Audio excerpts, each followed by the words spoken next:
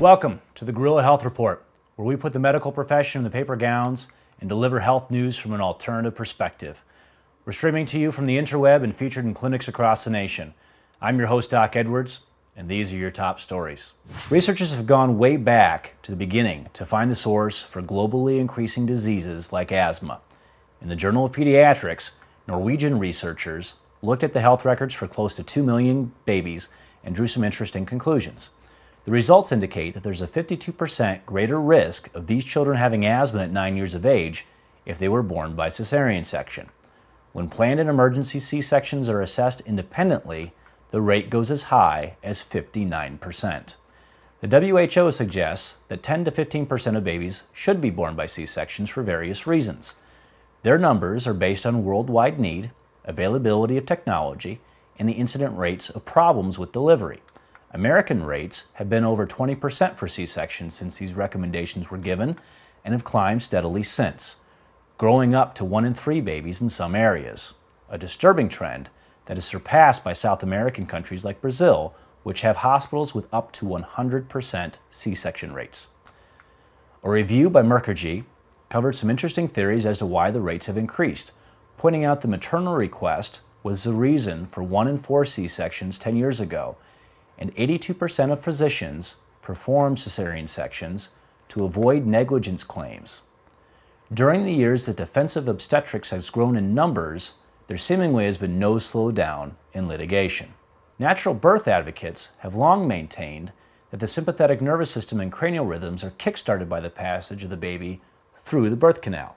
There's no substitute for this. The sympathetics are the fight or flight response, and their failure to properly develop due to this lack of necessary stimulation might be a major player in the asthma rates discovered by Tulanes and colleagues. And now for news on kids a bit older. An article published in the New England Journal of Medicine detailed what the authors called a resurgence of mumps in the United States among college-aged students. The U.S. Department of Health and Human Services, in their Healthy People 2010 initiative, had set a goal of eliminating mumps, but an outbreak 2 years ago in Iowa colleges made some medical researchers doubt if the goal was achievable. I think it's important to lend a bit of perspective here.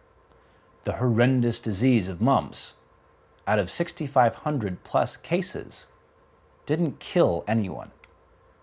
The collection of symptoms known as mumps may be on a resurgence, primarily amongst college-age adults, but that's even in the face of the fact that the number of times those people were vaccinated as children has doubled over the last 20 years. I say collection of symptoms because, as any good pathologist will tell you, a disease doesn't cause symptoms per se, but rather the specific reaction of the immune system to being overcome by a certain pathogen is how a disease is classified. Yet, despite this increase in jabs, for vaccines the researchers claim that a more effective mumps vaccine, or changes in vaccine policy, may be needed to avert future outbreaks and achieve the elimination of mumps. How should we read that conclusion?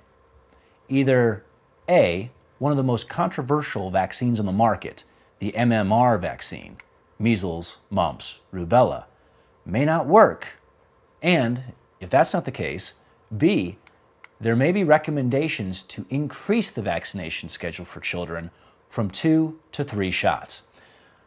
What's that definition of insanity again? Isn't that repeating the same thing over and over but expecting different results? I'd like to take time to recognize a few people who are working towards different results within this healthcare system. The Gorilla Health Report certainly couldn't bring you information like this without their support.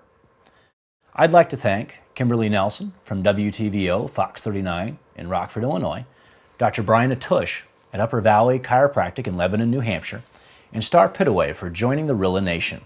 To sign your clinic up or for show notes on today's program, visit us at www.gorillahealthreport.com.